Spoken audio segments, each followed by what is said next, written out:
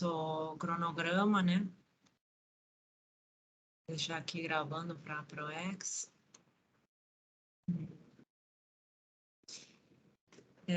Espero que estejam bem essa tarde. Aqui estou em Maceió, está chovendo, está muito estranho, né, tudo.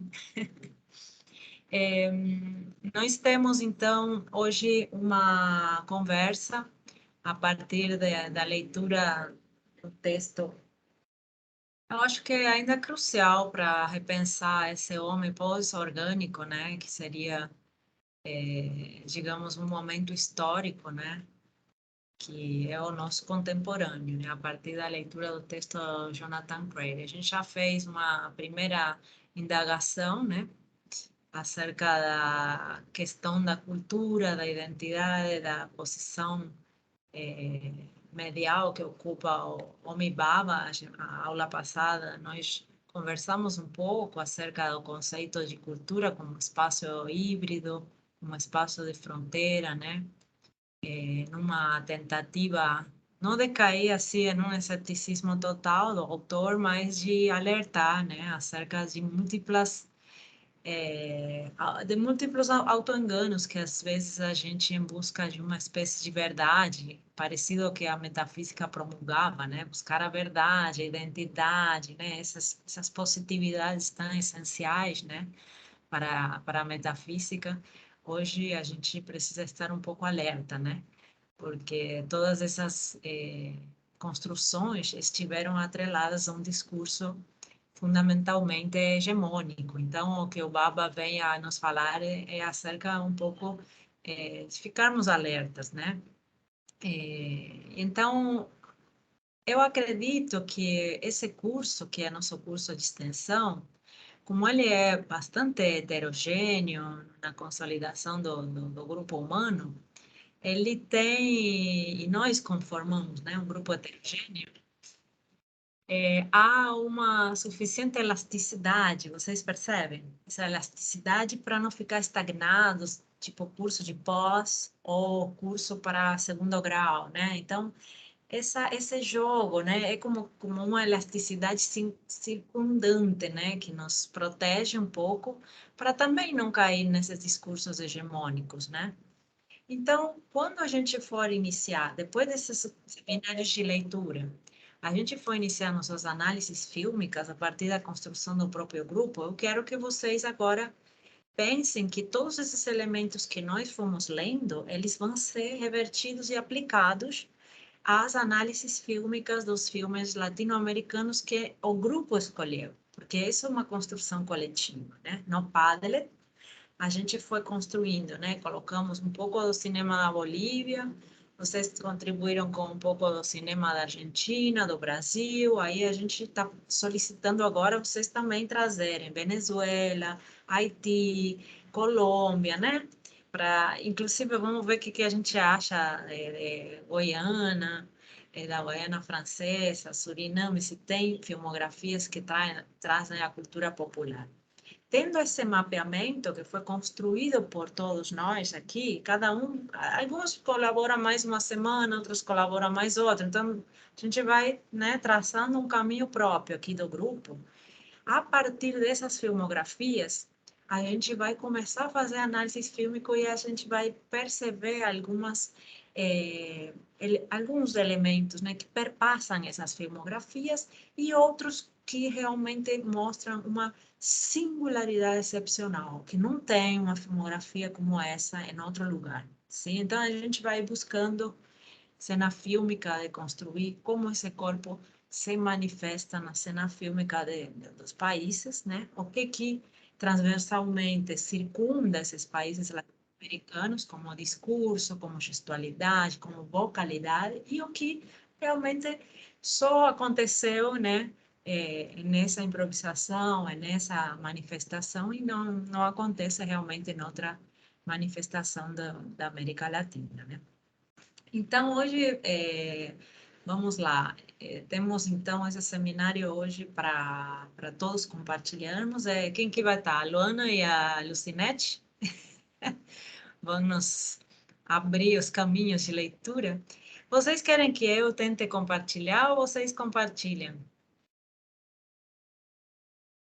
o slide? Professora, se você puder compartilhar é bom, porque eu não Hum, estou dando conta aqui, não. Vamos lá, vou tentar. Aqui. Que eu abri um. Deixa eu ver aqui. A tela, é uma janela. Deixa eu ver se está aberta. Tá.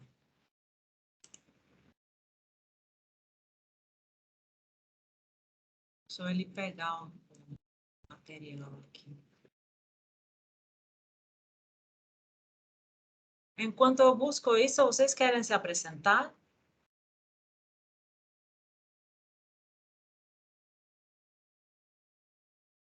Pode ser. Pronto, vai. Eu tô tentando aqui pegar o PowerPoint do. É que tá entrando gente ainda, então o programa tá confuso. Ai, tá. Aí Quer se tem mais. apresentar?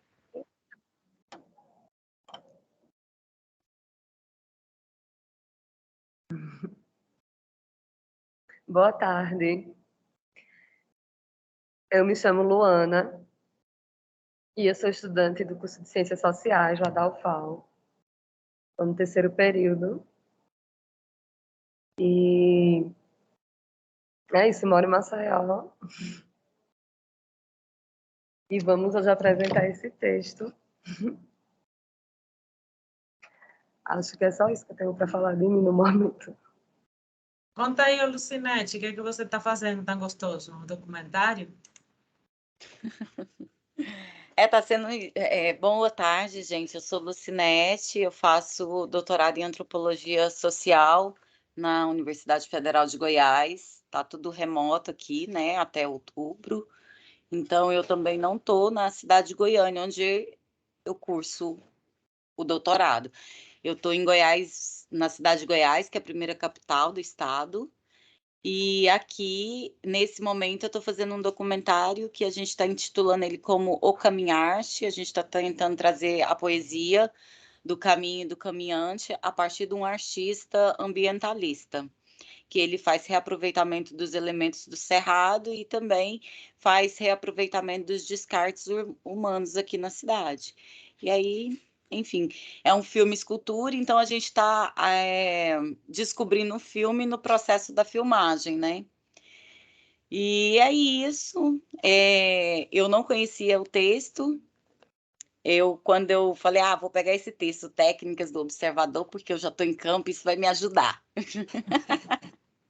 Aí, quando eu li o texto, eu falei, gente, bom também, ajudou, claro, né? Porque aí nos posiciona também até para pensar que jeito que a gente anda olhando as coisas, que às vezes a gente acha que a gente está olhando, né, extraordinariamente, e na verdade, durante a nossa conversa aqui, a gente vai tensionar esse olhar, né, esse observador. Quem é o observador? Quem olha, né? E eu acho que seria uma das minhas inquietações que o texto trouxe também. Ótimo.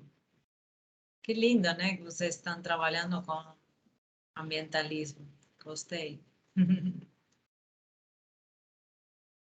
Vocês veem aí que eu estou compartilhando? Confirmem. Sim. Tá certo. Ótimo.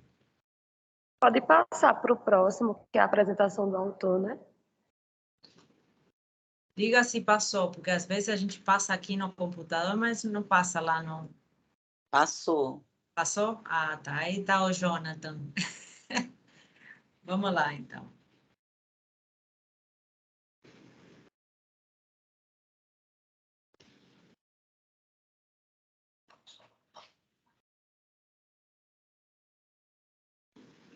Travou aqui para mim. Vocês estão me ouvindo? Estamos. Estamos.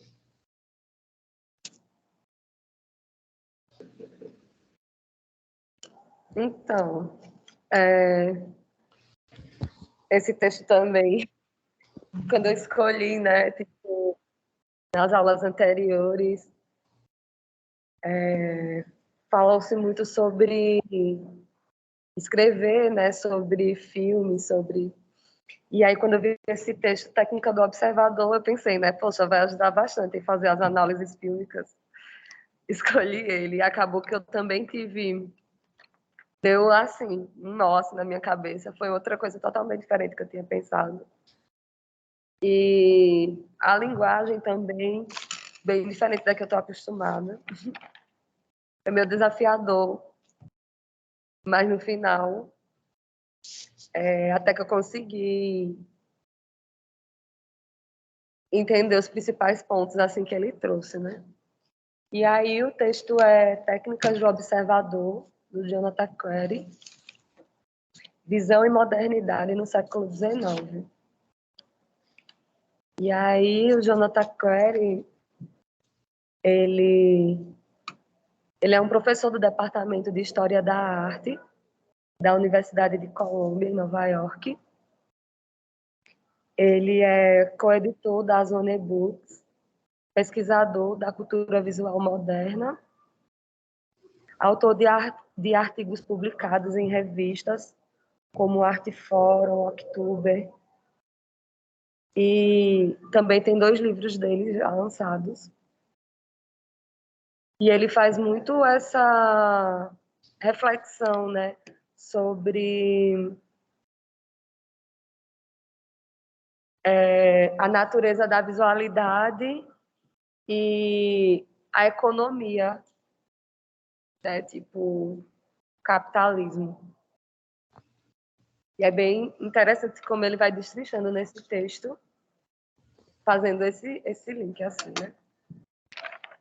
Pode passar mais um pouco, professora. Se você quiser acrescentar alguma coisa sobre ele que eu não tenha falado, fica à vontade. Não, só que ele ficou bastante famoso pelo livro 24/7, que é um texto, inclusive, bastante conhecido e premiado, em que ele vai falar sobre o fim do sono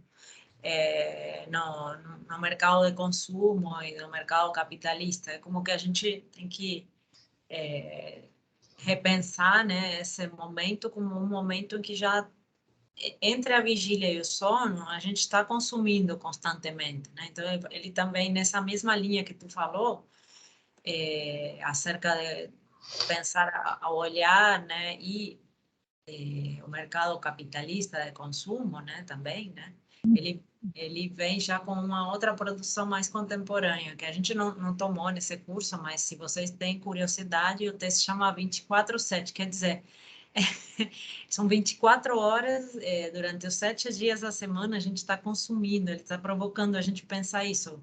Até dormindo, a gente já, o nosso desejo, que se transforma em sonhos, né? Já também consome, né? Está moldado nessa estrutura de consumo para ele vai trazer essa discussão. Então, mas é um texto já posterior, mas se vocês têm curiosidade, também é interessante para abordar a questão da economia, né, da economia libidinal, da economia do desejo, da economia humana no âmbito contemporâneo. Pode seguir, pode seguir. Pode passar mais um pouco?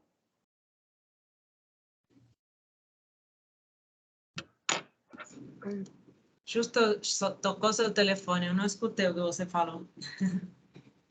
Ah, que pode passar mais um pouco de slide também. Eu não vou ficar me baseando tanto no slide. Vou falar umas impressões assim do texto, mas pode deixar nessa imagem, depois posso comentar um pouco. Então, o autor traz uma reflexão sobre as transformações da natureza da visualidade, da cultura visual. Isso é bem interessante como ele coloca, porque ele começa a comentar algumas rupturas de acordo com alguns períodos históricos, né, de como que era a produção medieval, renascentista, clássica, e de como essa evolução histórica dessas produções visuais vai também modificando a forma como a gente olha, como a gente observa a imagem, né? Como a gente observa essa produção. E aí ele coloca vários aspectos de como essas rupturas vão se dando, né? Algumas de uma maneira bem radical e rápida, dado que o que conduz, né, essas mudanças é justamente o desenvolvimento econômico e capitalista, né, que é o que vai guiando. Então, algumas mudanças históricas radicais trazem também uma mudança radical nas produções imagéticas, assim.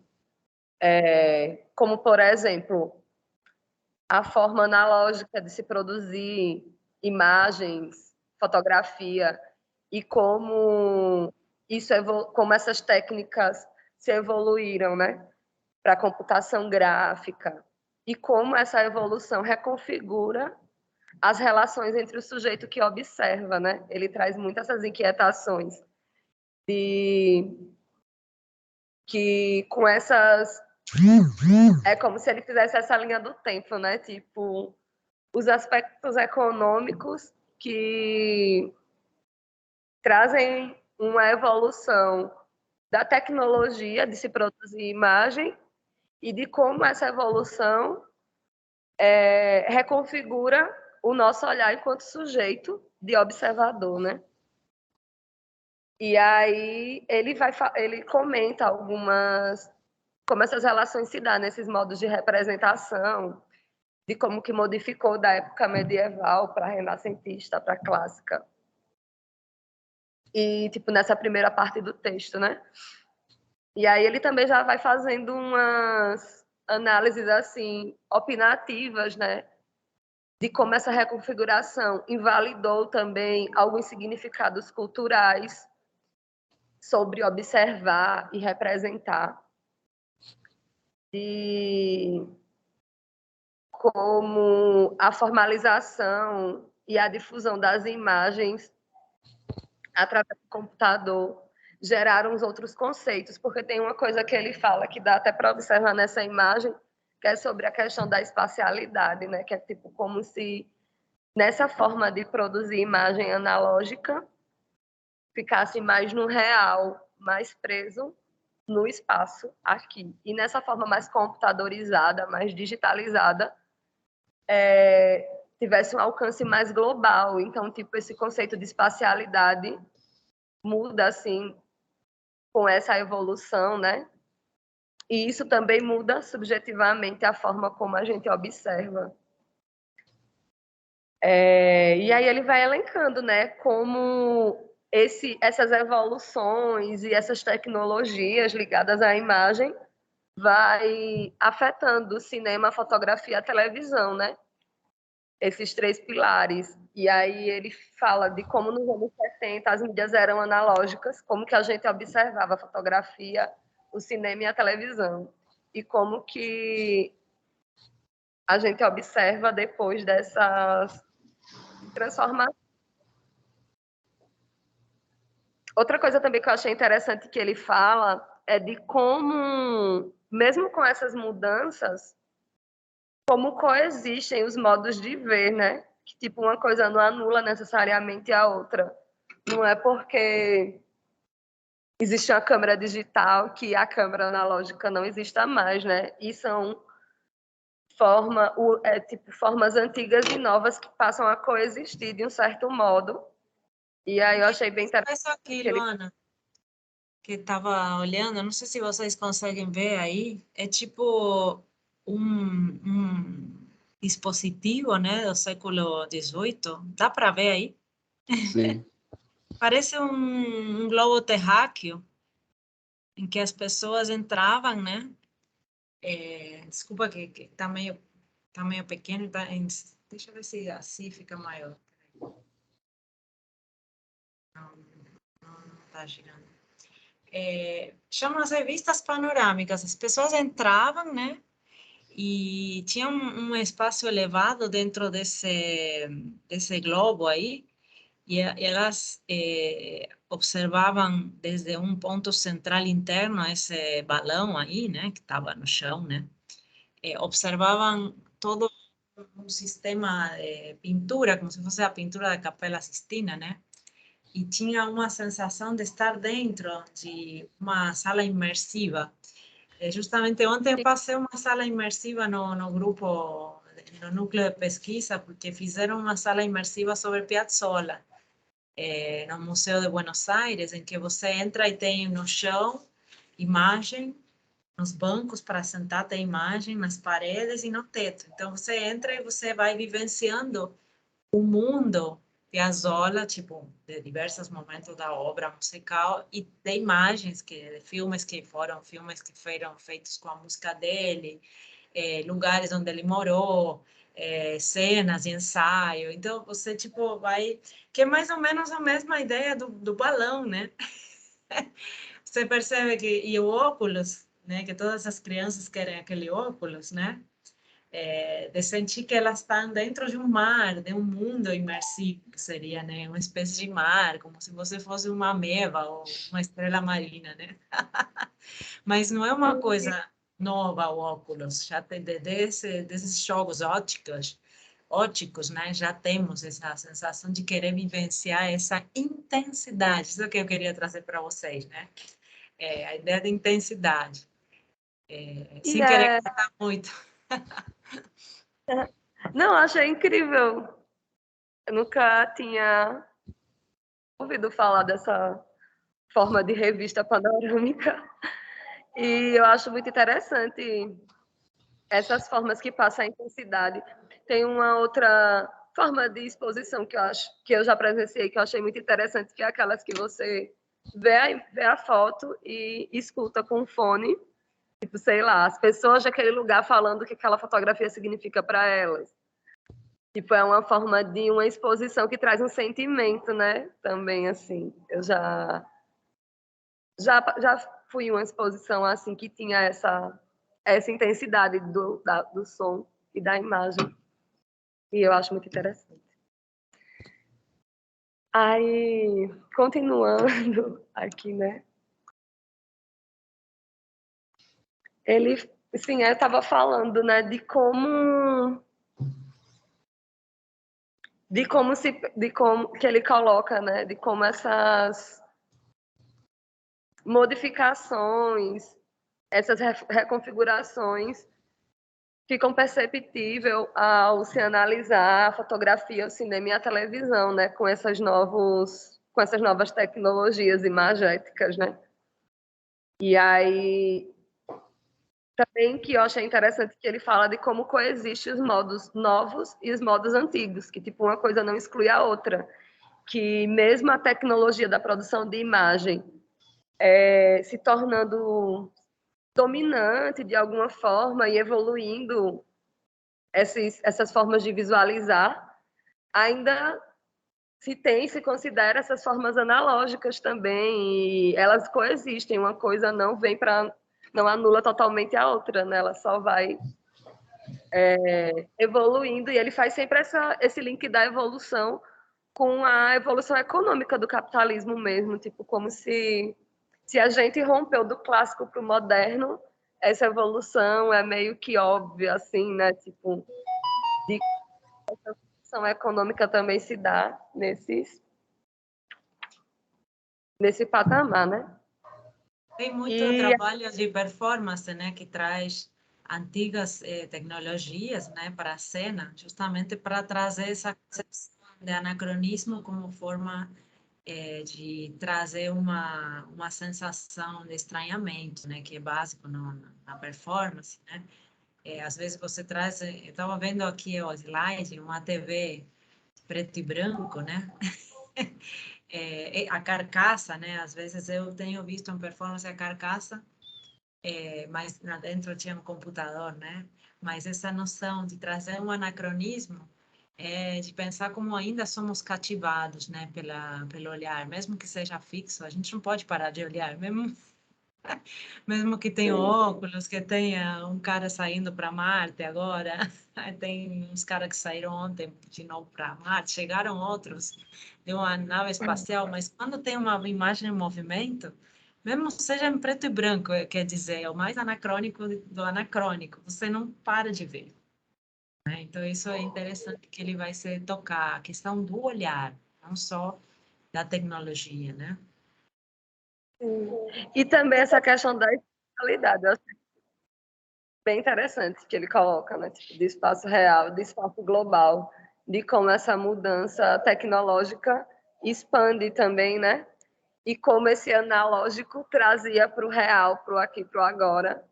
E ele traz esse conceito também de espacialidade, eu achei bem interessante. Aí ele faz algumas outras provocações, depois disso, que é tipo, como que é incorporado novo nesse que já existe, né? O que fica para trás, o que permanece. E aí ele vai trazendo assim algumas provocações de tipo, o novo surge a partir do quê, né? Tipo, o que esse presente proporcionou para vir esse novo, o que ficou para trás, o que é incorporado. Como esses avanços modernos se constrói e se rompe, né? Também. Eu achei interessante isso. São basicamente, pode passar o slide um pouco, os elementos de continuidade, né? Que ele fala. Aí que tem essas provocações sobre rupturas e tudo mais. E, tipo, o que é que liga, né? Quais são os elementos de continuidade que ligam nessa produção contemporânea? O que é que fica para trás, o que é que continua? E aí, no texto, ele traz esses questionamentos, né? Ele também fala muito da subjetividade, né? De como que esse novo e esse contemporâneo interfere na forma como a gente vai analisar e como a gente vai sentir, né? Porque é como se o digital e o tecnológico trouxessem uma rede de informações que mudasse a espacialidade, que chega no global, então, tipo, uma coisa mais assim. E ele fala muito de como a nossa percepção subjetiva também modifica, né? A partir do momento que modifica essas formas de produzir imagem, cinema e televisão, né? Quando ele fala imagem também, eu já imagino assim, nesses pares, né? Chamada.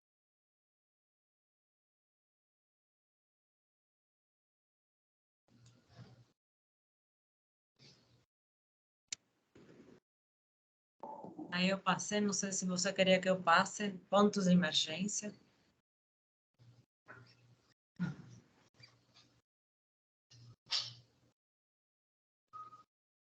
Aí volto. Caiu minha chamada, mas já voltou. Pronto, eu acho que os principais pontos assim que eu queria comentar seriam esses. A Lucinete pode comentar mais alguma coisa, e você também, professora, ficar à vontade. Mas só para fechar assim, é só que para vocês, né, que não são do grupo e não ler o texto tantas vezes quanto nós, é basicamente a ideia principal se concentra nisso, né, de tipo de fazer uma análise desse ambiente cibernético, eletromagnético e dos elementos abstratos e linguísticos que isso traz, ao mesmo tempo de ficar fazendo esse contraste com o analógico e ficar vendo a que ponto se ficou para trás, a que ponto se acrescentou, qual os elementos de continuidade, e ficar sempre fazendo esses questionamentos também de como o corpo, a nossa subjetividade responde, né, a essa modernidade, como a gente vai mudando a nossa forma de visualizar. É isso, professora, fica à vontade para completar, caso tenha achado alguma coisa que faltou falar. O importante é a leitura que vocês consigam fazer, né? Para não virar uma aula, né? Que a gente comece a se autodesafiar, né? Que é um desafio de cada um, né? Nossa, acho que caiu de novo a aluno. Mas tentando também abordar textos que não são exatamente das nossas zonas de conforto, provavelmente, né? Luana, vou repetir o que eu estava falando, tu caiu, né?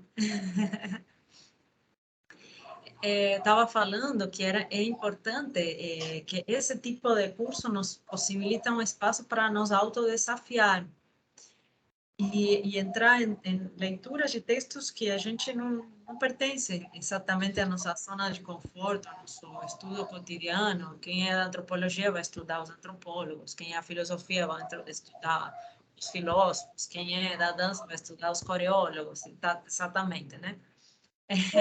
Então, isso já traz uma possibilidade, a gente lê junto, porque não é que acaba o Baba, não é que acaba o Crowley com a apresentação, a gente está lançando as questões, trazendo essas articulações, e provavelmente para fazer as análises fílmicas, nós vamos ter que reler algumas partes, vamos ter que voltar, vamos ter que incorporar outras leituras, né? Eu já falei para vocês do Almon, né, do texto do Jacques Almon, que ele fala sobre o espaço fílmico, que vai fazer um diálogo, né? Mas, por exemplo, o Crowley, ele dialoga com Foucault e com Benjamin. Então, os dois textos de Benjamin ajudam também para entender que a impressão de o texto para você, né? As suas impressões. Deixa eu ver. Estão me ouvindo, né, gente? Então, boa tarde de novo. Assim, o texto, como eu disse no início, né, eu realmente pensei que iria ser um texto antropológico, não conhecia o autor, e aí me pego como historiador da arte. Eu fiz graduação em História, né, e trabalho com arte, mas não tinha lido o cara. E aí, para mim, foi muito interessante, porque ele problematiza. Professora, pode voltar um pouco, só esse slide que eu quero concentrar um pouco a fala, não, das questões mesmo, dos pontos de emergência.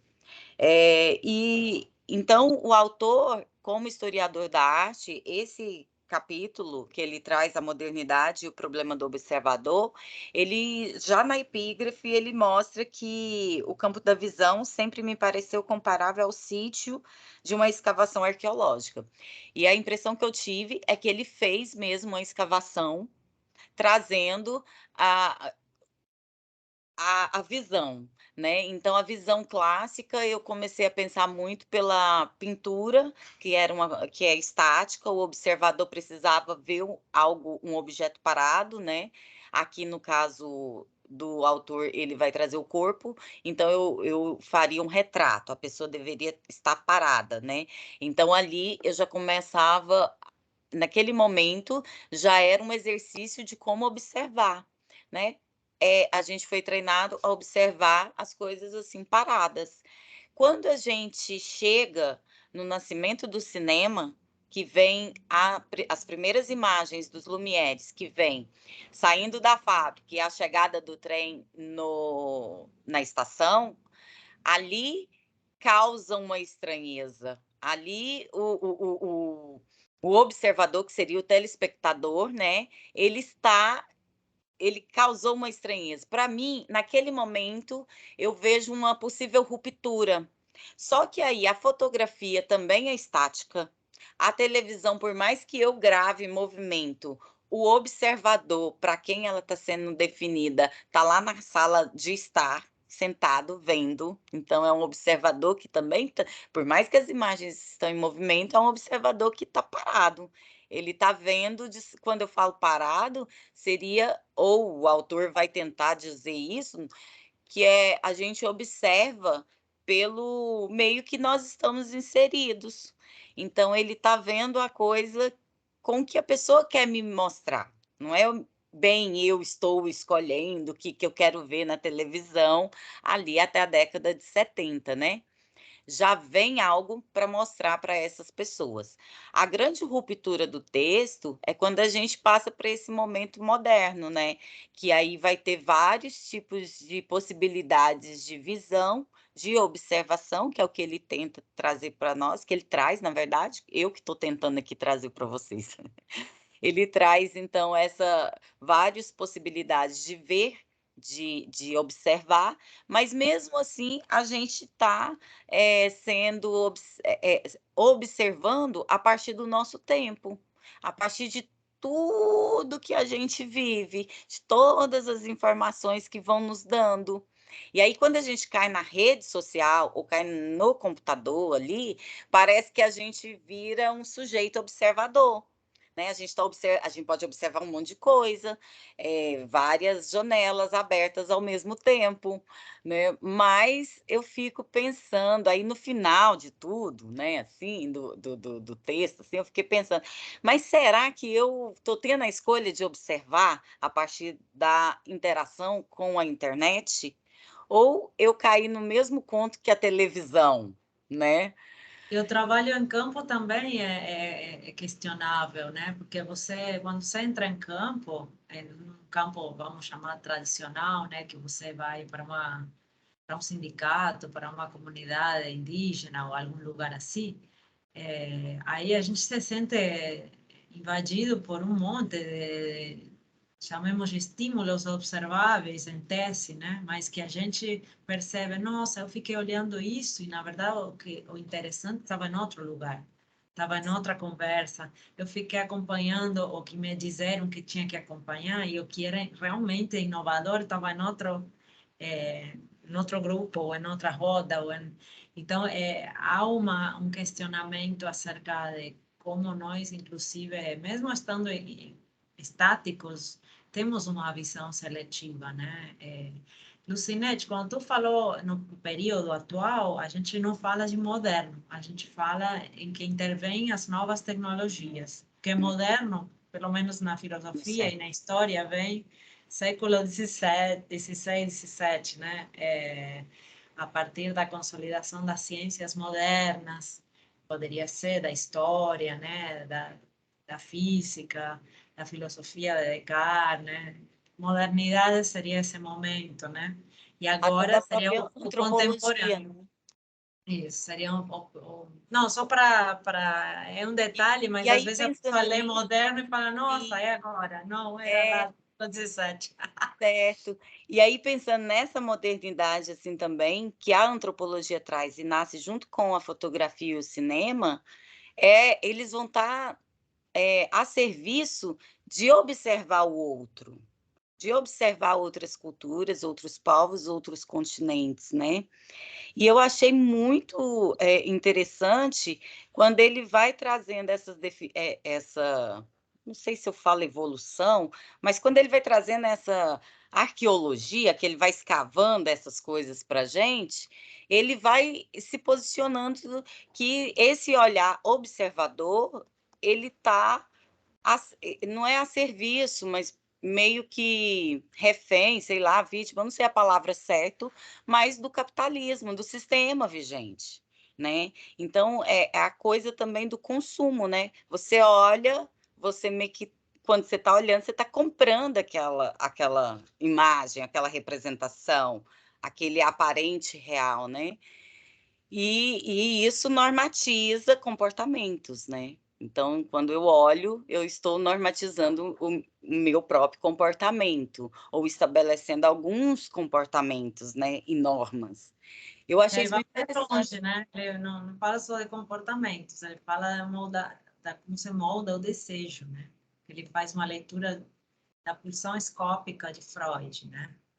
Sim, A pulsão escópica, ela vem a trazer, né, um campo bem interessante para nós que estamos aqui, né, nesse curso de filosofia e cinema, né? Acho que seria até porque muitos dos autores do século XX vão repensar, né, a distinção entre quando a gente observa, quando a gente analisa, quando a gente entra em campo, quando a gente filma. A gente filma o quê? Comportamentos ou filma sujeitos da enunciação? como sujeitos em quê, professor? A enunciação, né? Porque às vezes o enunciado e a enunciação não coincidem, né? Você pode querer falar que você está fazendo um bem e você está criando a bomba atômica, né? Você está avançando na ciência, né? Um avanço, né?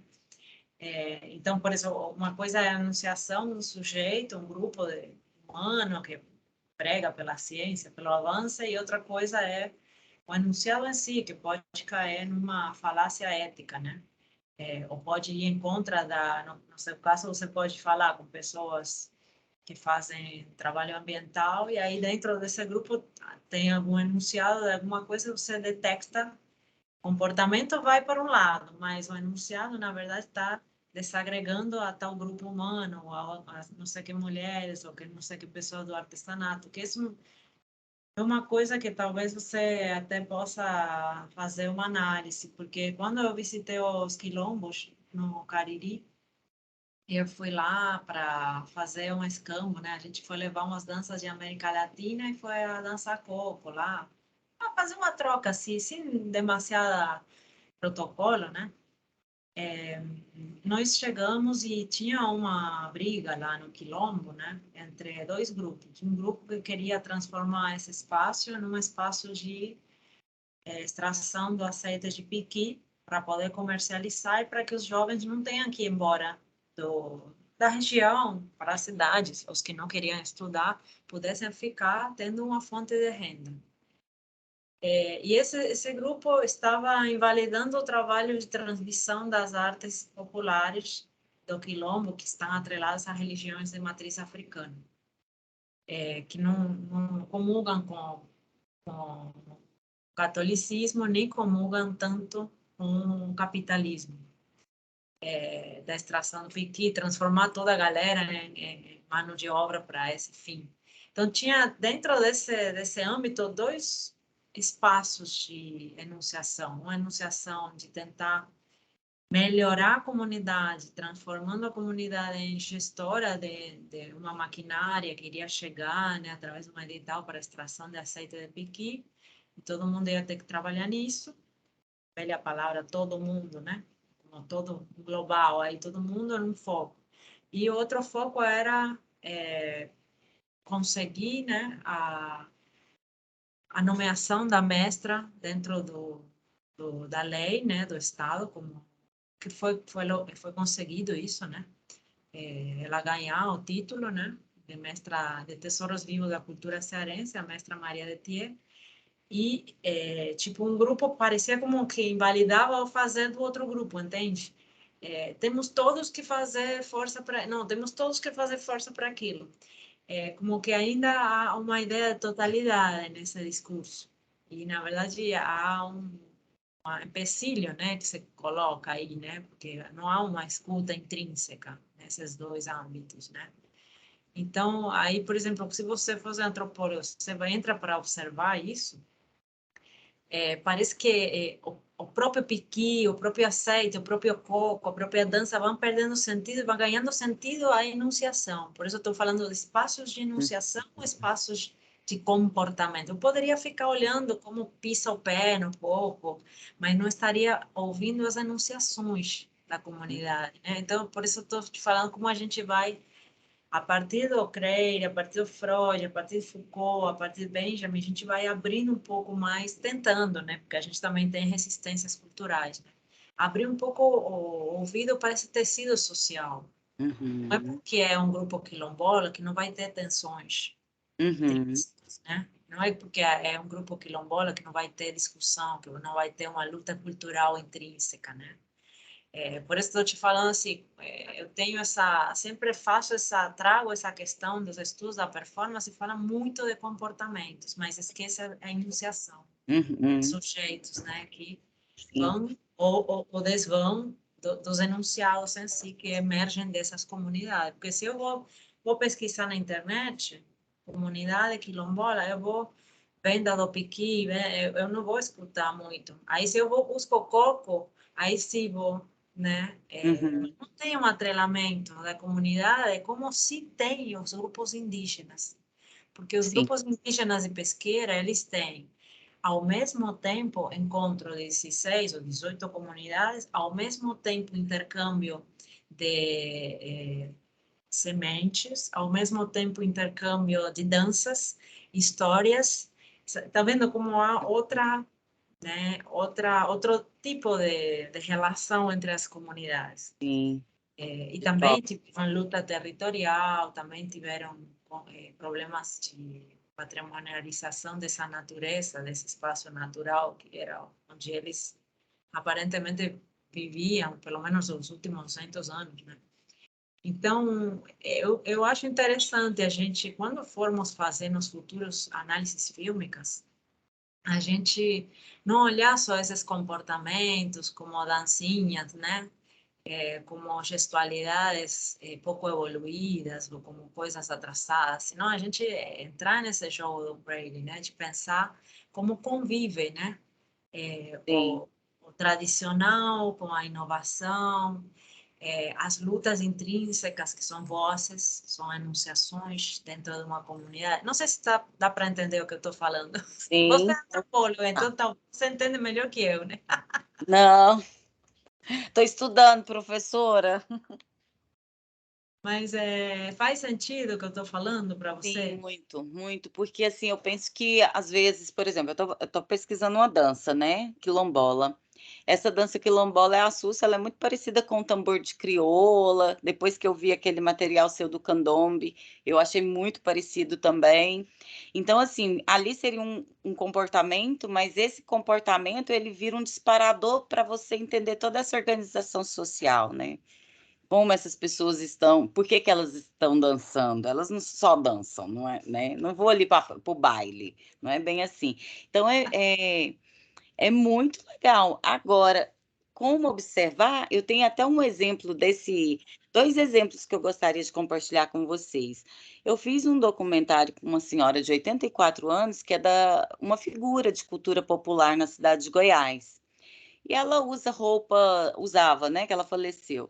Ela usava umas roupas bem extraordinárias, assim, durante o dia, muito penduricalho e tudo.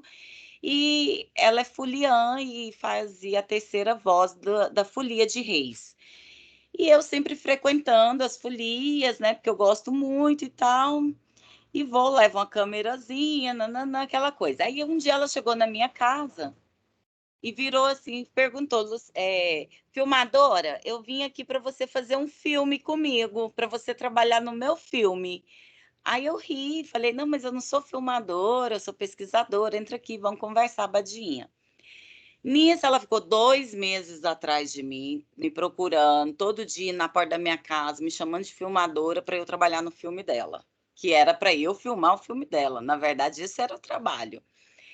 E aí eu acabei fazendo esse trabalho com ela. Então aí a gente fez um documentário de 10 minutos, onde ela apresenta a própria história, os próprios rituais e a própria cidade, mas no momento de pandemia. Então não tem uma interação coletiva.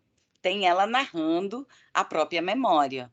E aí ela faleceu de Covid e acabou que ela se eternizou a partir do próprio trabalho. Então, assim, esse texto me trouxe isso também. Será que eu sou somente observadora?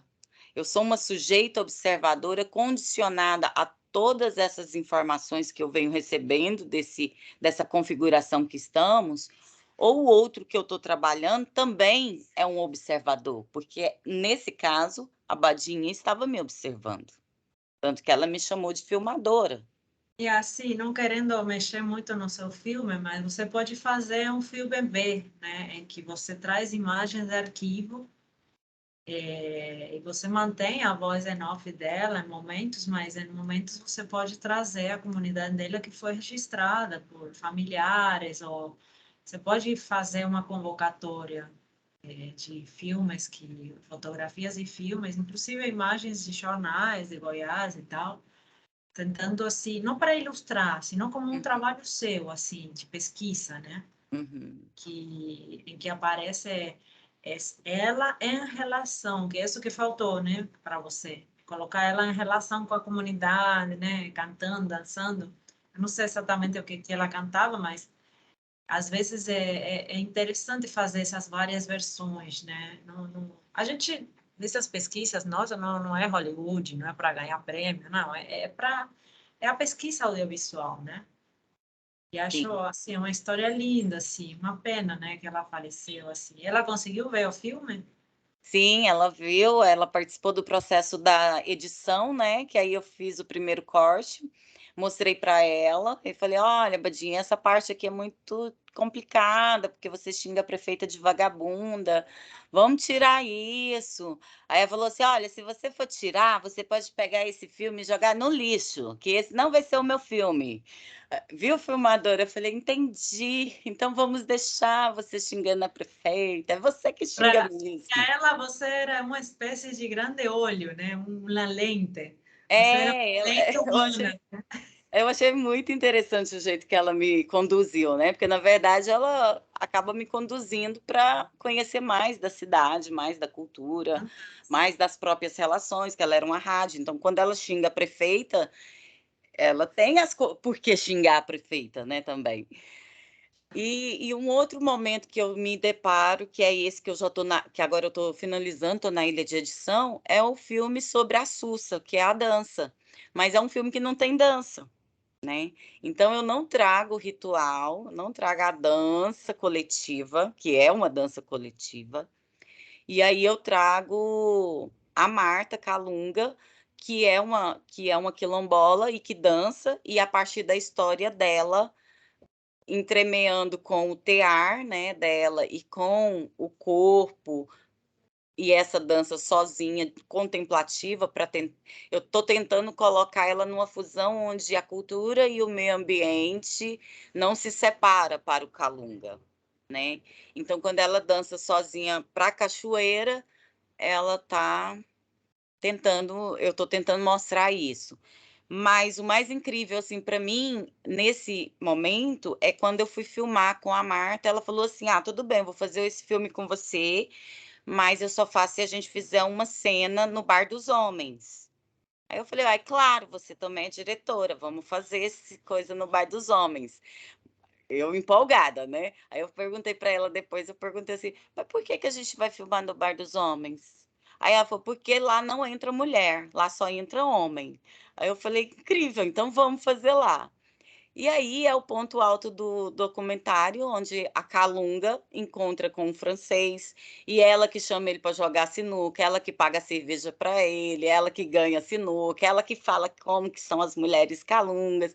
E aí eu fiquei pensando, poxa, isso também pode ser uma questão de observador. Ela observou o estrangeiro vindo para a terra dela, se apropriando das mulheres e dos lugares, e agora ela vai fazer a mesma coisa, e ela vai falar. E aí eu fiquei pensando mais, a hora que a gente exibir esse filme, as mulheres que nunca foram no Bar dos Homens vão começar a ir, porque agora a Marta Calunga fez um filme, né?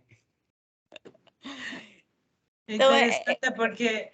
E ele não fala nada durante essas cenas? Ele assente, assim? foi lá, assim, a gente focou mais nela, né? Criamos assim um plano mais para sempre ela crescer na narrativa. Ele fala pouquíssimas coisas, é como se ele nem não tiver, é como se ele não entendesse o que que ela estava falando, talvez, né? A língua dela, mas assim, ficou muito bacana, que ele virou tipo o objeto da Calunga, né? E aí, e também para a gente finalizar o filme, é quando ela dança para a cachoeira, que é uma cachoeira que fica no território quilombola, mas os quilombolas lá, eles trabalham, porque tem um turismo de base comunitária lá, e eles trabalham só guiando, então não tem produção de imagem deles desfrutando do lugar deles. Somente imagens de pessoas brancas, eurocêntricas, que vão para lá fazer o turismo. Aí eles cobram R$ 200 para entrar nessa cachoeira. E aí só vai a galera que tem money, né? E eles continuam Deve naquele ser lugar. fantástica a cachoeira. E aí você só paga R$ 200, só fica 1 hora na cachoeira. Você não desfruta um dia inteiro. Aí ele pega e aí a gente produziu essa imagem com ela, dela desfrutando do seu próprio ambiente, né? E não sendo o trabalho, porque ela é guia. Então, para ela não ser só a trabalhadora que leva o turista. A gente está tentando fazer, não tem dança, eu não sei como que vai ser isso, porque é uma pesquisa em dança, então, assim, sem dança, né, professora? E aí, mas eu entendi que... Pode ser imagens coadjuvantes que você pode fazer, como fez o Leonardo Fabio. Não sei se tu já viu o filme No Final do Leonardo Fabio. No, no filme com Piquin, eles fizeram umas cenas que parecem de sonho, né? Essa estilística de um espaço infinito em que não tem bordas, não tem zócalo, não tem, né, que seria um infinito, um estúdio de fotografia, né, seria um infinito de cinema, né, todo um espaço neutro e com os dançarinos que fazem, por solicitação, umas cenas que podem ser quilombolas ou não sei, ou indicados por ela, ou coreografados por ela.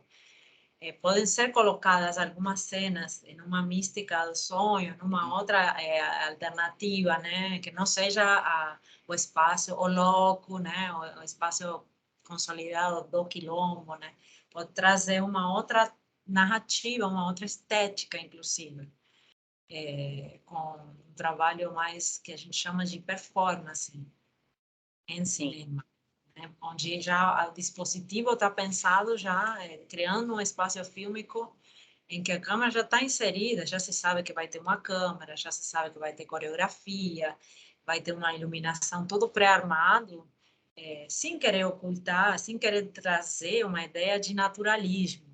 Contrário, para o Entendi. outro lado.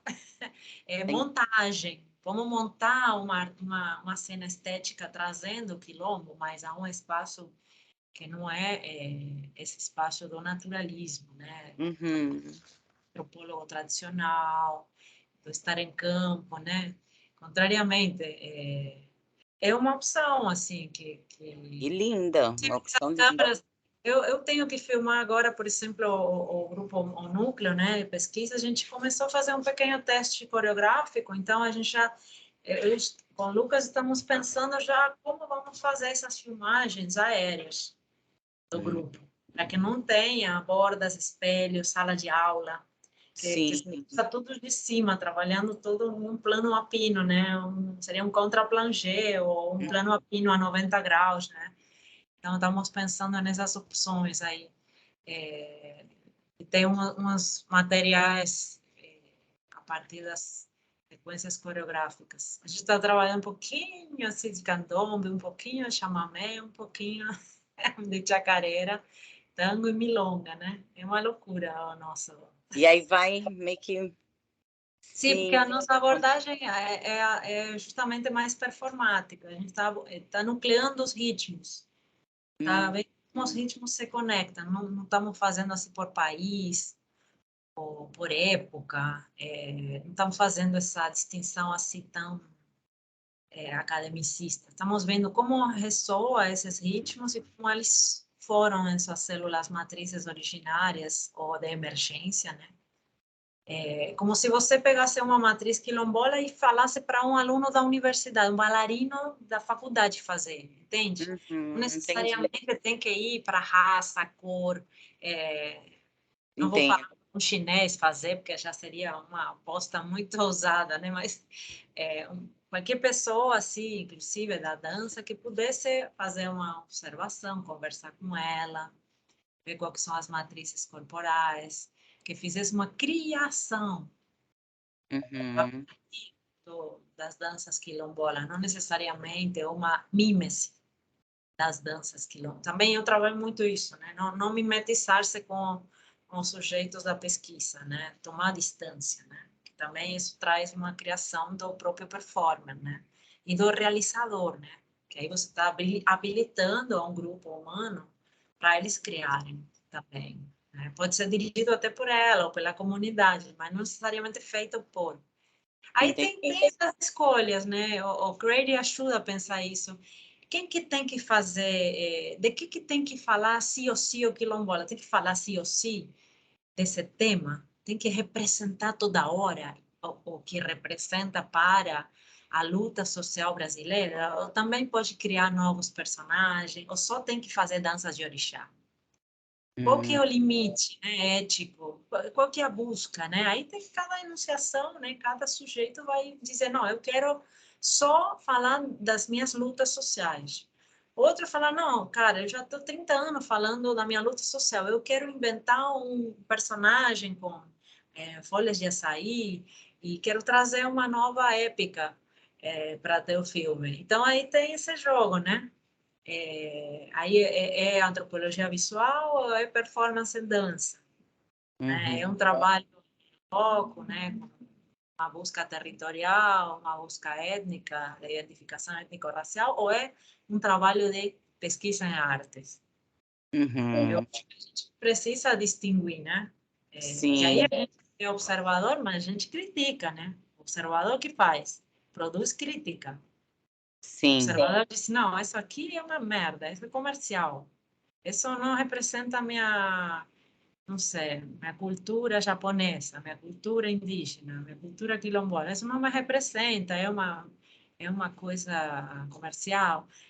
Talvez a gente está se adiantando, né? Que não todo chinês quer dançar dança chinesa, ou butô.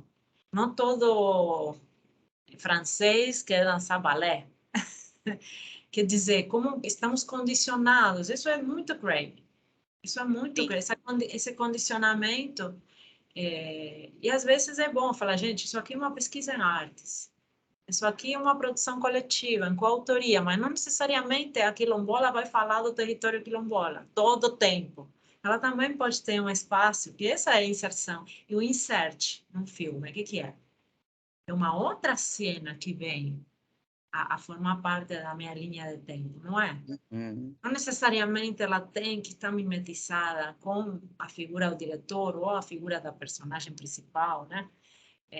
Isso que diferencia o cinema de dispositivo, que a gente chama, né? Mais em um campo mais a partir do Deleuze e de outros autores que vão falar do cinema como um dispositivo de irrupção, de ruptura com a essencialidade da terra, da raça, da classe, do gênero, né?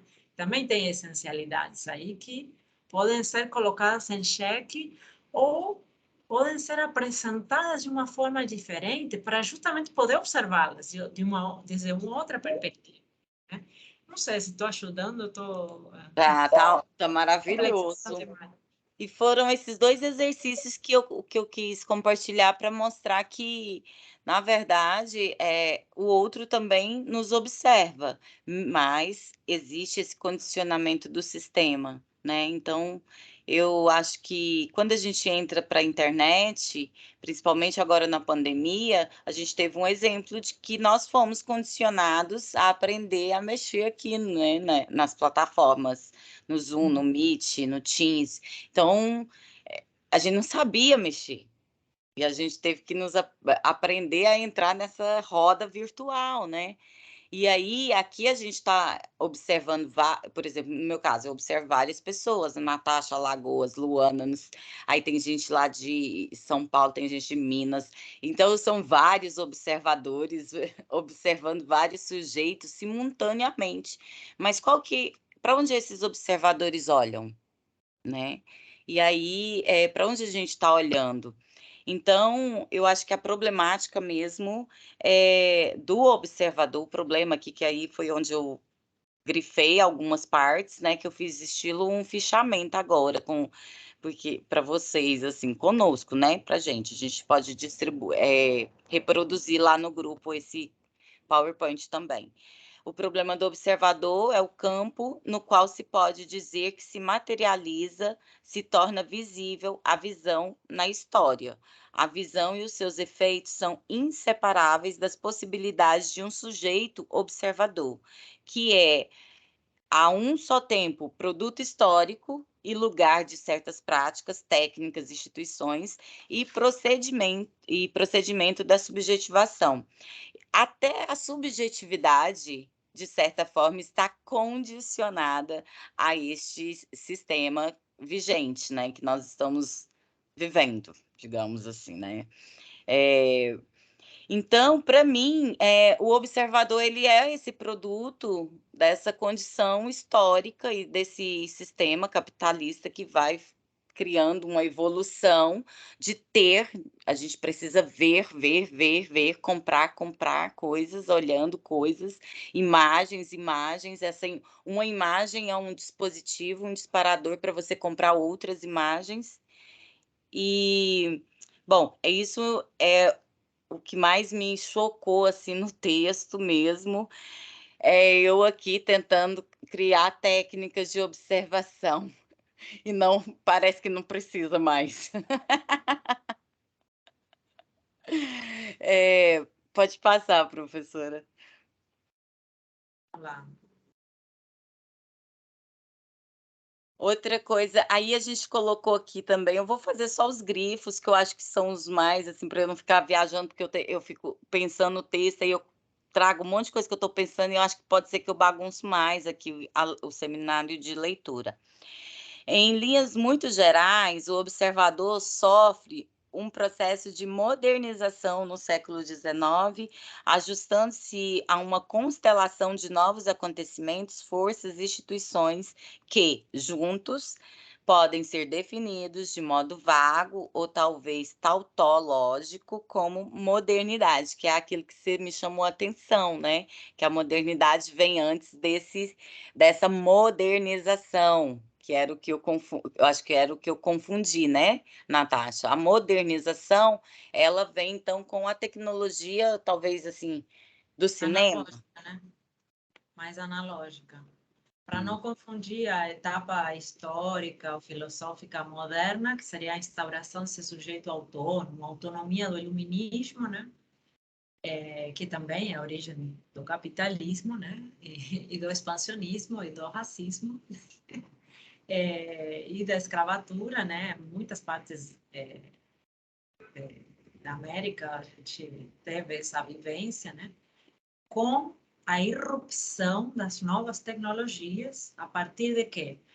Da ovelha Dolly, né? Que vem a ideia do DNA, né? Da clonagem, da concepção de o ser humano poder entender a cadeia do ADN e o produto, que seria a digitalização de elementos a partir da tecnologia da internet. Né? Isso tudo tem a ver, não há um ponto de irrupção, porque a gente já tinha o sistema de comunicação que permitiu a Segunda Guerra Mundial, as comunicações nos aviões, foi através de ondas de rádio, já tinha uma tentativa, mas não é a mesma coisa quando a gente fala de novas tecnologias. Né? A gente, quando chama novas tecnologias, chama de sistema de programação computadorizado. É o cômputo, né, que vai mudar, né, a concepção dessa relação entre as palavras e as coisas, diria Foucault. Né? Já não há, né, o que já era muito claro para algumas teorias filosóficas, que não há uma relação mimética entre as coisas e as palavras, senão uma convenção, que essa convenção tem uma história, tem uma emergência histórica, né, e que pode mudar também.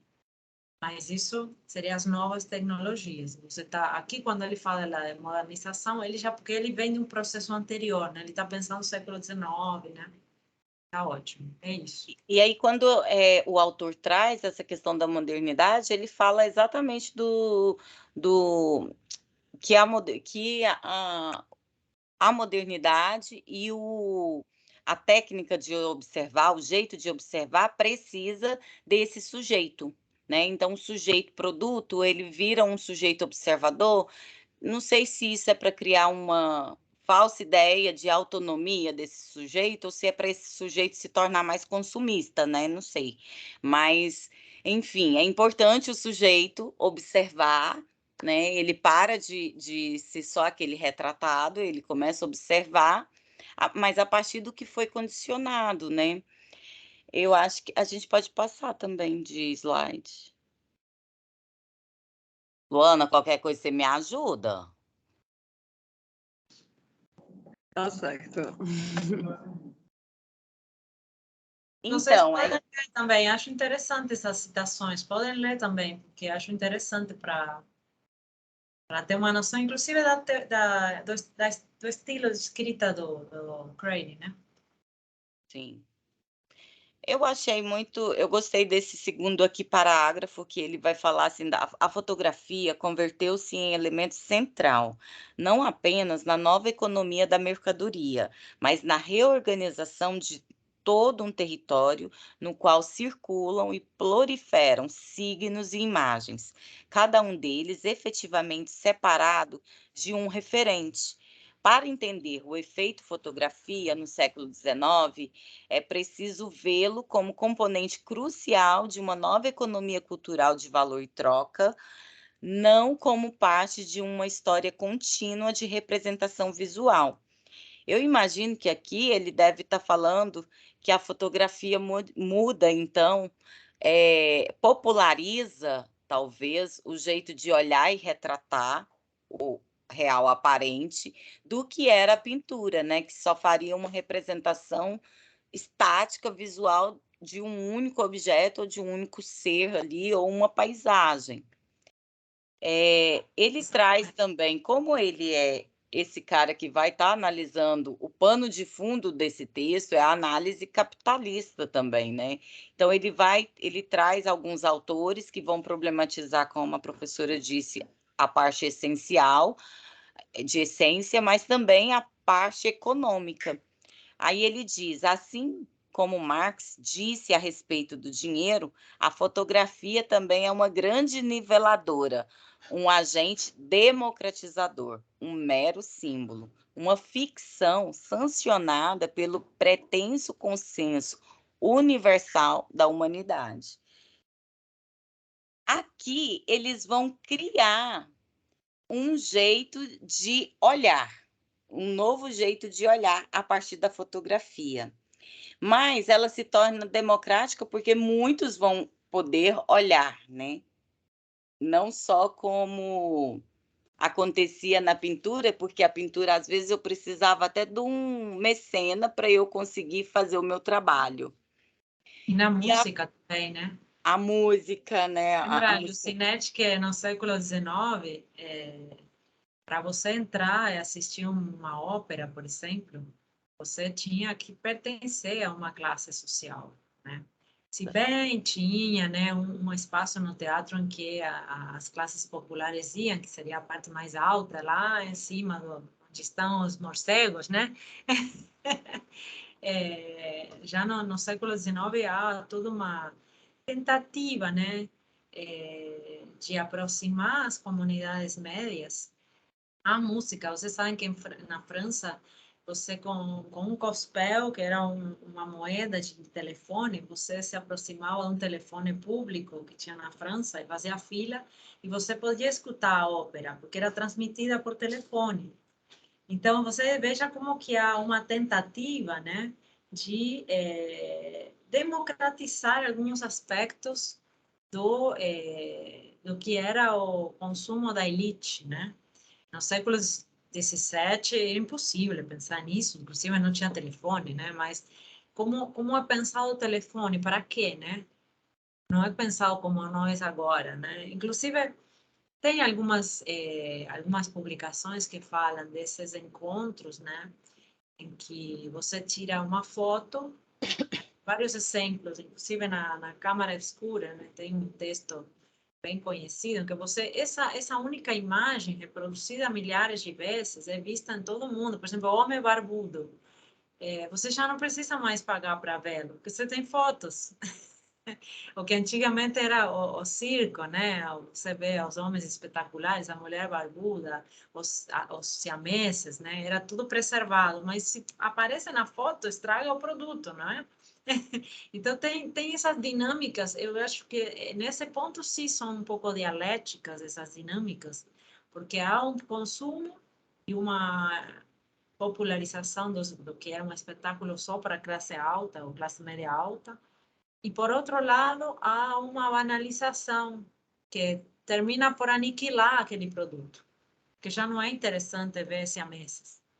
Se bem até hoje é interessante ver uma mulher barbuda e siamês, porque isso é o que o Freud fala, né? A pulsão escópica né? O diferente me chama, porque eu, com o meu olhar, eu tenho a expectação, estou sentindo que eu posso tocar. que eu posso possuir, né? Que eu posso acalmar meu desejo de posse daquele objeto, né? Quando eu não posso deixar de olhar, né? Eu, às vezes, tenho um sorvete, mas eu olho e não olho, porque não é uma coisa que eu quero olhar, mas quando tem algo que te chama muito a atenção, uma dança, um gesto, né?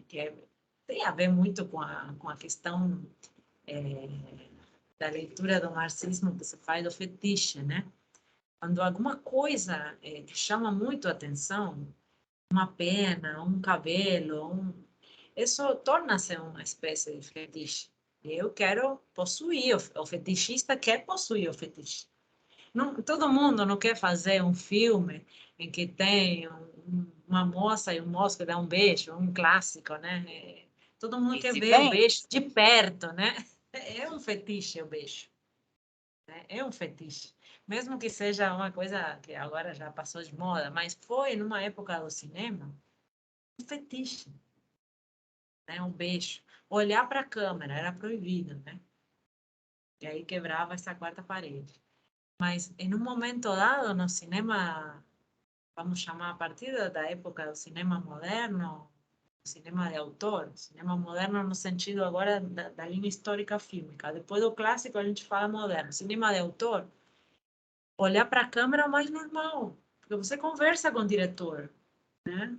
Mesmo numa ficção, não é tão ruim olhar para a câmera, né?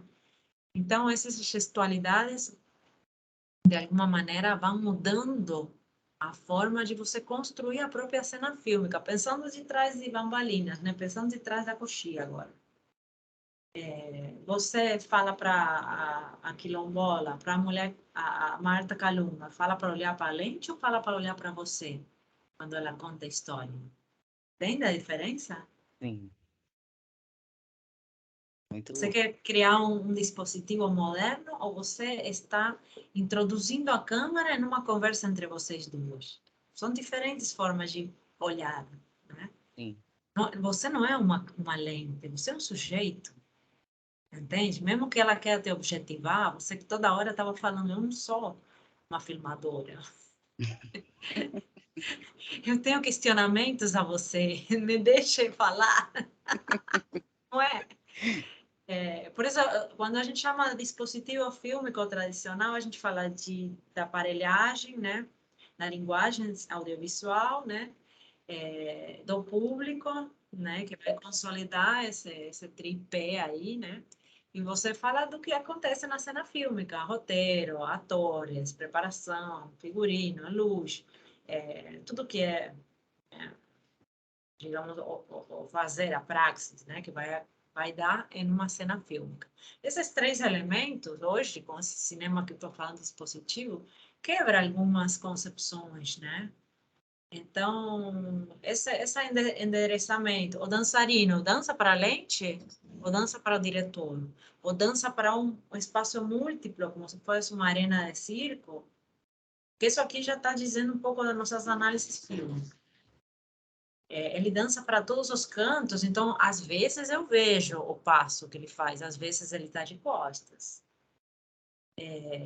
Então, como que a tecnologia me ajudaria, filmando de cima, filmando de baixo, acompanhando com a câmera improviso, ou ficando estático e falando, não, tu me coreografa, tu me manda por vídeo, eu estudo a coreografia e aí eu te filmo, eu já sei quando você levanta a perna, sabe? sim, São diferentes formas de abordagem, né? De um tal de produto que parece uma coisa vendável, uma mercancia, mas não sempre uma coisa filmada é um produto. A gente está aqui fazendo pesquisa, não estamos sim. vendendo esse filme para ninguém. Ou por Ele, enquanto, né? não vou vender. Eu queria comentar só Fala. que quando você falou, leu esse segundo ponto, né, da fotografia, eu lembrei de uma parte do texto que ele fala sobre a cultura visual de massas, e é onde ele fala do realismo também.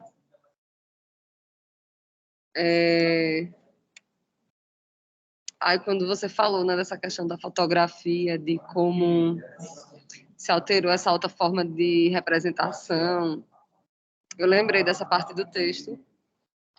E também eu vou ter que sair agora, porque eu tô largando do estágio, preciso ir para o UFAL assistir aula agora à noite. Aí eu me despeço Tá certo. aqui. De todas formas, a gente vai encerrar agora Tentar dar às vídeo, 6h30 por motivos que agora começaram as aulas, né? E eu também tenho que ir para o campo. Pronto. Você tá lá? E aí eu Eu acho agradeço pela discussão de até agora. Que vocês continuem aí até as 5, né? Acho que vocês vão continuar. Não, a gente E vai até o próximo. continuar até às 16h30 só hoje. Que agora comecei as aulas e eu tenho que ir até o campus, é isso que eu estava falando.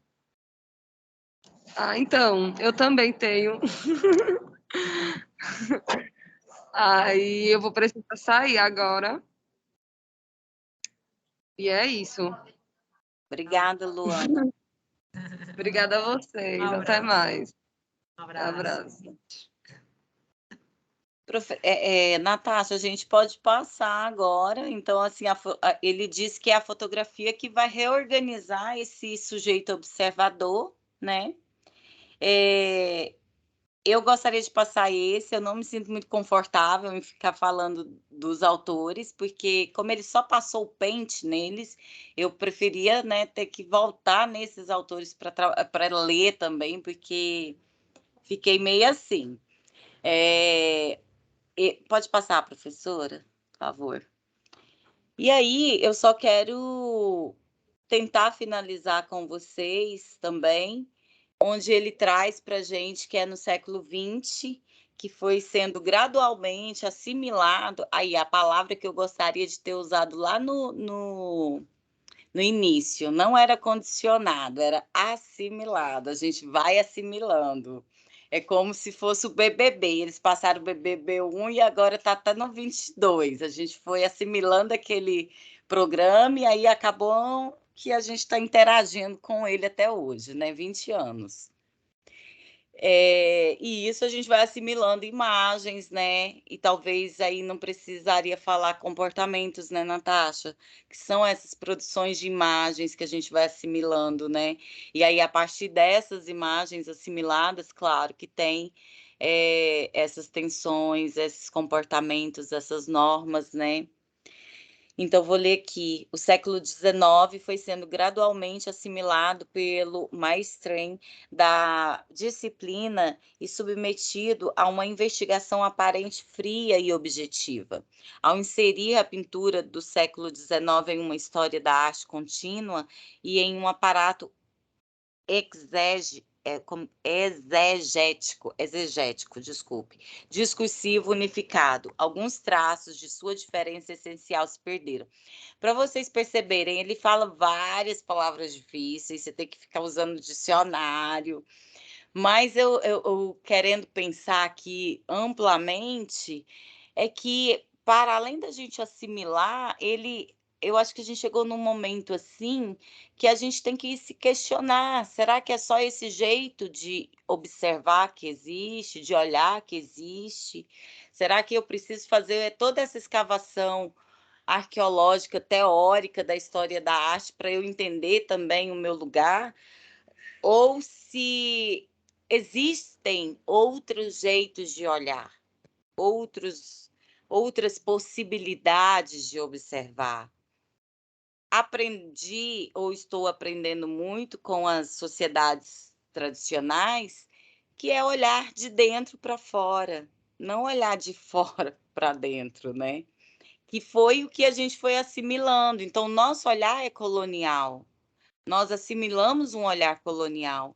Como olhar contracolonial, ou decolonial, ou descolonização, né? São vários aí jeitos de olhar, né? Agora está aí o boom da América Latina problematizando esse olhar, esse sujeito observador eurocêntrico, né? Que veio lá, bom, no meu campo da antropologia da França, né? Nessas expedições na busca de populações de sociedades exóticas. E, ao mesmo tempo, hoje eu percebo que existem comunidades quilombolas, indígenas, ribeirinhas, movimentos de periferia olhando para dentro e de dentro eles reverberando para fora. E então eu acredito que por mais que o nosso autor está lá nos Estados Unidos e pensando o capitalismo e fazendo toda essa leitura, o olhar dele talvez é do norte para o sul, mas existe uma possibilidade do sul olhar também para o norte, né? Olhando para nós mesmos. E isso foi me questionando muito. Então, assim, são encontros, né? Eu acho que cada vez mais, eu não sei nem como que eu vou fazer com o doutorado, porque aqui na minha região é tudo clássico, tá, gente? E aí o meu jeito de estar pesquisando e estar me problematizando, porque aí eu também me Mas não tem que colocar o carro na frente dos bois, né? Você vai chegando lá. eu me isso. Porque todos os grandes produtos editoriais têm a tendência de vir do norte para o sul, né? Agora está mudando isso, né? Inclusive desde a própria África, o próprio Oriente, o Meio Oriente, de países como a Polônia, etc., estão surgindo produtos inovadores, no sentido de nos fazerem pensar, né? Não necessariamente porque é Estados Unidos vai ser ruim, né?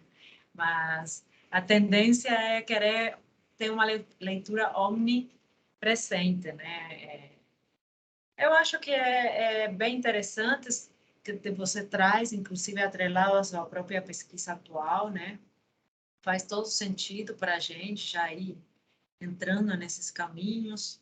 O Crary vai terminar essa primeira parte introdutória falando sobre os múltiplos olhos e olhares que são absolutamente ligados às novas tecnologias, em que o sujeito não tem mais domínio desses materiais, desses olhares, como pensava até o domínio da pintura, né, do quadro, da escultura, inclusive da televisão, da coisa fixa, né?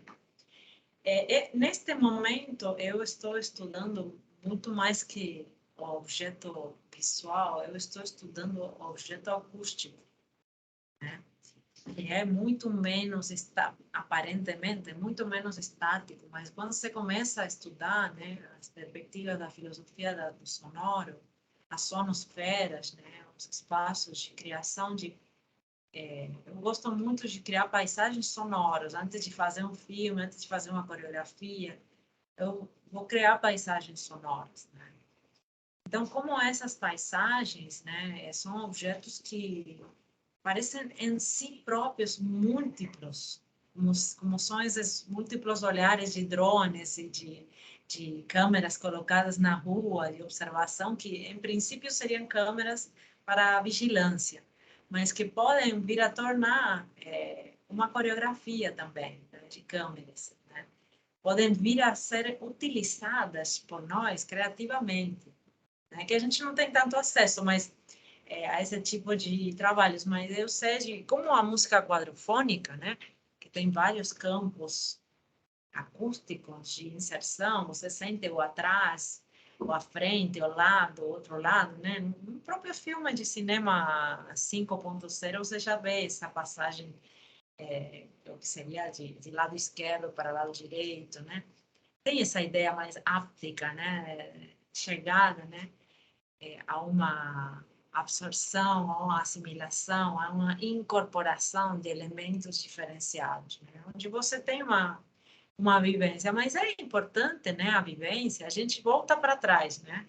É importante entreter ou educar. Qual que é o lugar do cinema? Entretenimento ou educação? É o INSE, né, o Instituto de Cinematografia. A gente tem aqui, digamos, o patamar dos nacionalismos latino-americanos. Temos que educar entretendo. Era o foco, né? Por que que faz todos esses filmes no Nordeste, como, por exemplo, A Cachoeira, O Cariri, todos esses filmes que foram feitos entre o ano 35 e 45, eu acho, pelo INSE, em que se mostram as culturas populares, era esse educar entretendo ou entreter educando. não, acho que não sei se realmente saímos desse lugar, sabe? Essas salas imersivas, entretêm, educando, informam, entretendo, né? Olha, veja isso, consuma esse autor, veja como ele toca, veja como ele canta, né? Veja como é lindo, né? O coco, veja como é lindo, né? Não sei, o cavalo marinho. Faça, reproduza, mimetize com isso. Então, a ideia crítica desses autores contemporâneos é que não se mimetize, que você possa assistir o diferente sem necessariamente consumi-lo, sem se mimetizar com isso. Eu vou assistir Butô, mas não vou ser dançarina de Butô. Mas isso me traz uma reflexão sobre a guerra, sobre a bomba atômica, sobre a mulher no Oriente. Uma reflexão que me traz incômodo, gente, porque há uma distinção entre o cinema comercial e o que tu estava falando, pensando do ponto de vista para tentar elevar o Jonathan Crane e não deixar ele como um mero olhar colonizador, né? Não, Há um mas cinema, há um cinema que te faz pensar, mas que às vezes não tá bem montado, não está bem construído no sentido do comercial.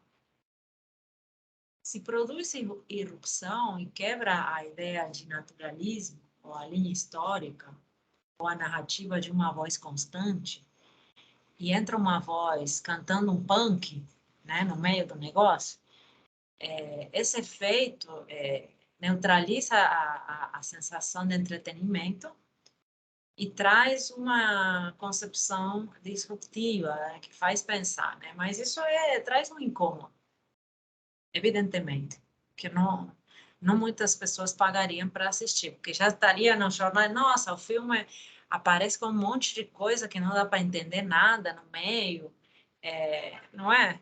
A diegese aristotélica está quebrada, né? Começo, meio, fim, não tem. Então, muito bem. Eu acho que não temos que deixar os autores que a gente foi trazendo para esses encontros de lado, pelo fato de que ministraram uma pequena aula ou vocês trouxeram essa pequena conversa aqui para a gente. Eu acho que, inclusive, a gente pode, na próxima semana, iniciar todos os que estamos na sala e os que venham, vou colocar no grupo, tentar dialogar entre, antes de iniciar o próximo autor, tentar fazer um diálogo entre Gray e Baba. tá. O que acham? Eu gosto de desafio, professora. O que abra as cabeças. Cláudio? Natasha, eu acho ótimo. Eu acho que o final do texto ele define toda a discussão dele, né? Na última frase, eu acho que ele deixa claro ele faz toda essa história. Eu acho que seria interessante juntar assim o Mibaba e ele fazer essa relação entre um e outro, essa discussão. E é isso, eu me senti contemplado, foi muito legal. É muito legal porque é mais um autor para a gente pensar, né? Me traz muita referência da etnocinologia nesse local da teatralidade, da espetacularidade, essa discussão que uma Fesoli faz com a sociologia da teatralidade, que tem muito a ver com a etnocinologia.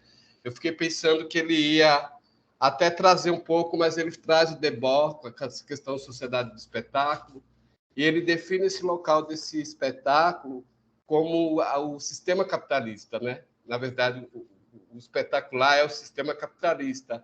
E a gente está nessa onda, né? Ser moldado para surfar nessa onda do capital, né? Nessa onda contemporânea, pós-contemporânea, pós-moderna, não sei.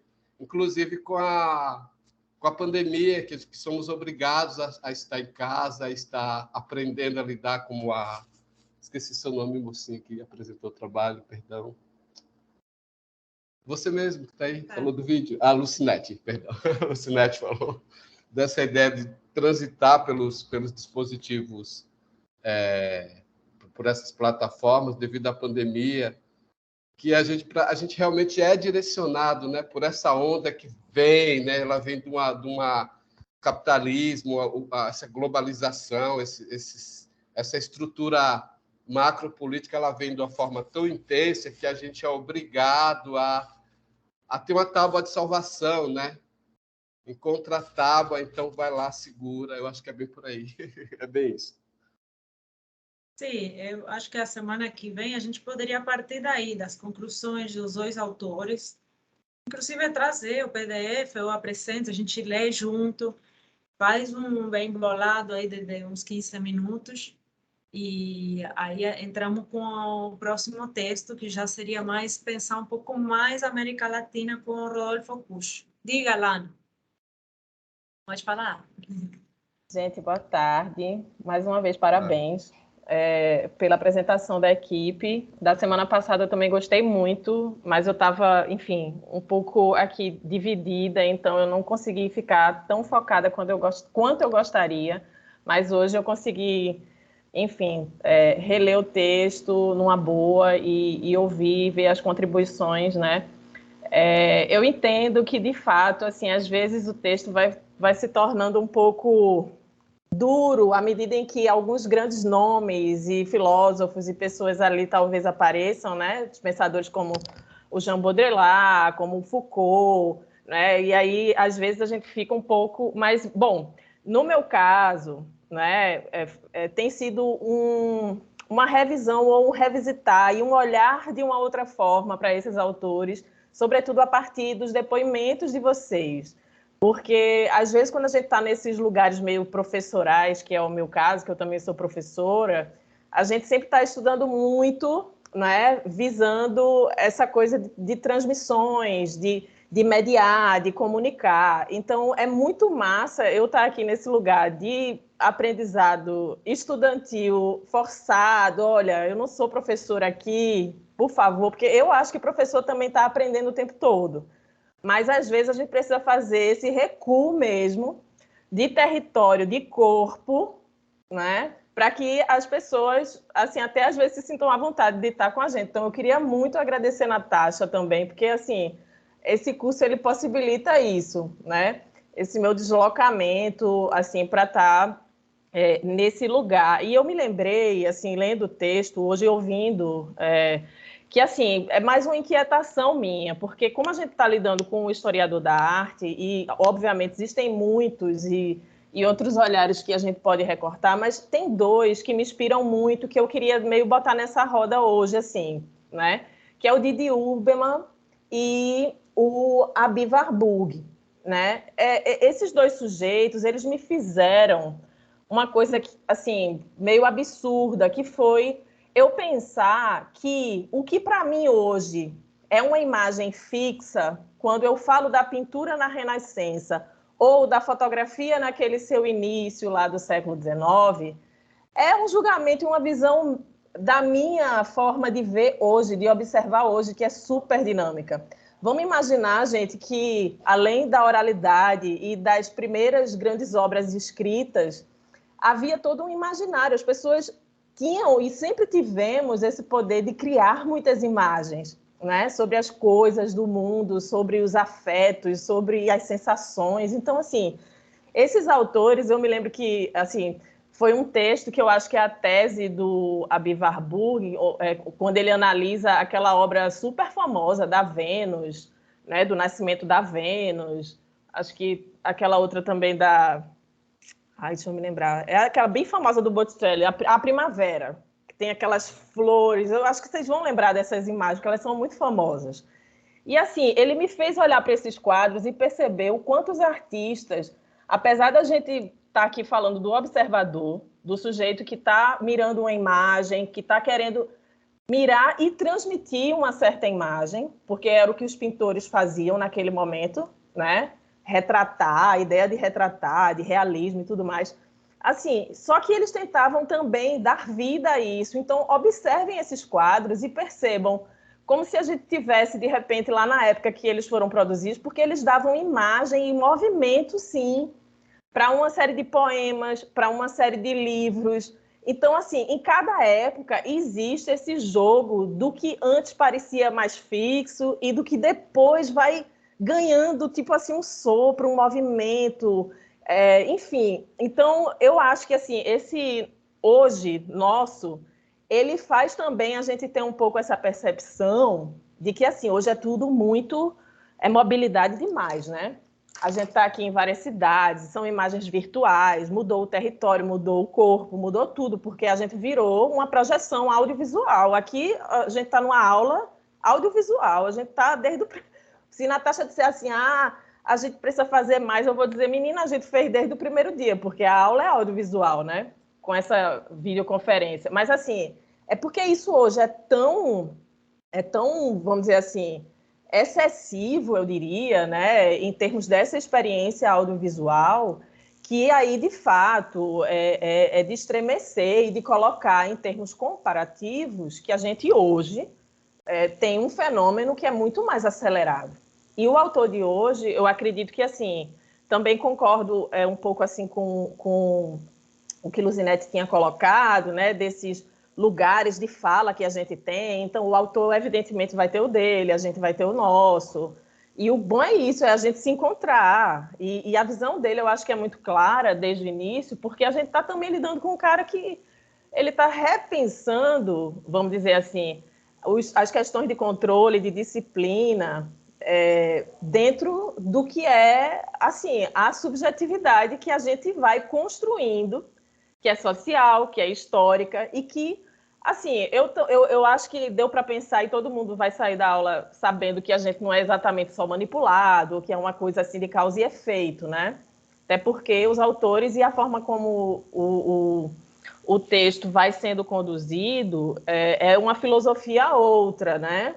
É uma filosofia já que, inclusive, é a ideia da genealogia, é a ideia, né? A arqueologia, a genealogia, não está se falando exatamente de um controle mecanizado, está se falando de formas de poder, né? Que os corpos vão, de algum modo, se lançando, e às vezes podem ser corpos em resistência, e resistências várias, sejam as resistências para se deixar levar, sejam as resistências para endurecer e se contrapor, né?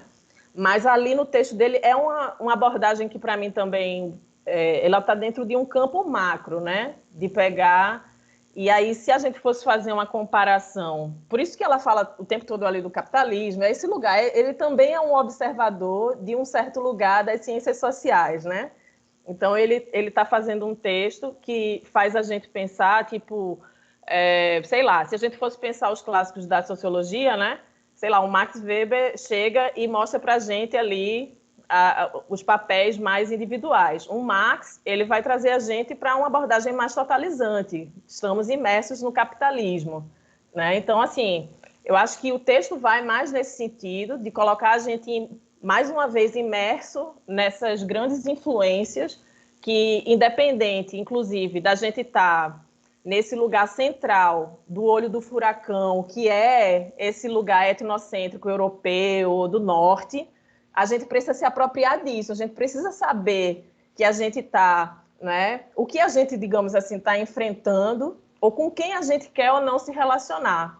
Quais os lados da mirada a gente também vai estar, digamos assim, compactuando, interagindo, fortalecendo ou não, né? Então, acho muito massa, assim, fazer esse né? E assim, o Home Baba, e só para fechar, é rápido, bem rapidinho, Natasha.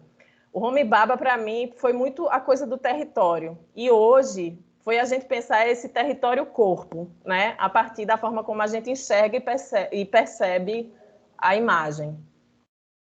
Vou deixar para vocês uma provocação, inclusive, Elana, porque a gente pode pensar também que essas novas tecnologias, em contraposição a produzir velocidade, né? Estou pensando com o Derrida e o texto do Fedro, né? Que se traz um mito sobre a origem da escrita, né? Sobre a questão da memória, né? Hoje estamos sempre pensando não como o cineasta forma parte da memória de um coletivo, né? Forma parte de um processo de escrita audiovisual.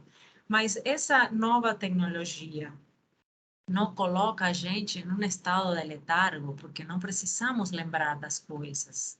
Na época antiga, a gente tinha as rimas, os poemas, para tentar lembrar de muita informação, né? Por exemplo, a filosofia escrevia em forma de tratado, né? O poeta escrevia em forma de rima, que eram técnicas mnemotécnicas, de memorização. Mas não são essas novas tecnologias, esse total acesso à Wikipédia, ao aparente saber total, totalizante, global, o que talvez está retraindo as capacidades, as nossas técnicas, né, antropotécnicas, culturais, de memória, de dicção, de declamação, de performance mesmo, né, gestual, de canto, de dança, né. Eu posso ter acesso a tudo, mas se eu vou cantar numa roda de coco, isso que a cultura popular nos continua colocando a cara contra a parede, né? Isso. Inclusive, Não é o quadrado, a gente está no quadrado aqui, e eu acho que quando a gente está na cultura popular, a gente está sempre circulando. Há uma circularidade e um movimento incrível. Exatamente. Mas não fechamos suas provocações, Lana, agora. A gente, na próxima aula, a proposta era retrazer, inclusive, se você quiser trazer alguma contribuição de Uberman e tal, eu queria compartilhar com vocês, já para ir adiantando um pouco, um filme que está em processo de edição. Sim? Eu vou mandar para vocês o filme, eu vou mandar o código para vocês assistirem, né? Que foi uma primeira montagem assim que você fez, mas que esse filme de 1 hora vai ser transformado em, acho que uma coisa de 20 a 25 minutos, né? Vocês vão ver bastante coisa, mas isso aí está sendo remontado. Mas eu queria que vocês vejam assim, tipo, como se fosse um tecido que ainda não está amarrado totalmente, né? Para vocês verem um trabalho que eu fiz no pós-doc e aí a gente comentar. Bom, gente, manda um abraço, continuamos, né? Vamos ver se a gente pode trazer também essas provocações que a Lana trouxe com a Lídio Herman, né? Com a Avi Barbon. São autores que vão dialogar, inclusive, com o último dos nossos seminários, que é sobre a questão da coreografia, né? Coreografia significa escrita do movimento, sim? Seria a coreografia, ou seja, a grafia seria escrita e o coreográfico seria tanto o canto quanto a dança na cultura grega, né? O chorós, né? O coro, né? Então, a gente pode repensar também essa ideia do estático, do movimento, da mímese, a partir de outros autores e, inclusive, os que tu estás falando, Lana. Sim? Bom, Obrigada. gente... Ô, Natasha, perdão, mas é apenas uma questão para colocar também para a turma, para ti, porque como o próximo texto eu estou na equipe e é uma obra que eu não consegui ler na íntegra. Eu tentei, aproveitei esse período de intervalo nosso, comecei a devorar no início, mas depois a gente vai, né, intercalando com outras atividades, então eu não consegui ler tudo. E aí eu gostaria de propor, eu acho que os colegas, não sei se todos estão aqui também da equipe, que a gente pudesse focar na introdução e trazer algumas outras imagens e questões que ele aborda nos vários capítulos, porque não vai dar para contemplar a obra toda e também eu sei que fica muito extenso, é bom a gente conversar, né? Então, queria saber se é possível. De meio termo, né? Antes de Isso. apresentar. Sim, não, claro, a gente vai apresentar, enfim, quem é o autor, mas eu estou comentando em relação ao texto de referência, porque quem quiser ler também, consultar, saber que a gente vai focar em uma parte. Tá certo. Mas não, Obrigada. estou falando nós no grupo para a gente se encontrar nesses dias. Certo, sim. A gente ver como organizar isso aí. Talvez em uma chamada mais simplificada, Google Meet, só para ter uma noção do que vocês leram e tal. Tá joia, obrigada. Gente, mando um abraço e até a quinta-feira. Um beijo. Obrigado, Boa professora. tarde. Boa tarde. Obrigado, boa tarde. Tchau.